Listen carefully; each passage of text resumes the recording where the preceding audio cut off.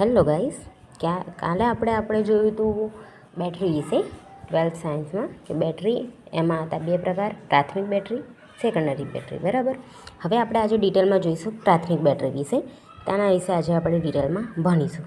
તો ચલો વિદ્યાર્થી મિત્રો, સ્ટાર્ટ કરીએ. આપણે આજે પહેલું છે પ્રાથમિક કોષ એટલે કે બેટરી. પ્રાથમિક બેટરી. ઓકે, તો તેના વિશે આજે આપણે ડિટેલમાં ભણીશું. ચાલો સ્ટાર્ટ કરીએ. પહેલું છે, એની અંદર બે ઉદાહરણ હતા. એક હતો સૂકો કોષ, બીજો હતો મર્ક્યુરી કોષ.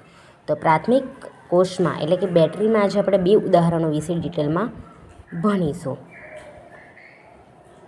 તો પહેલું છે સૂકો કોષ અથવા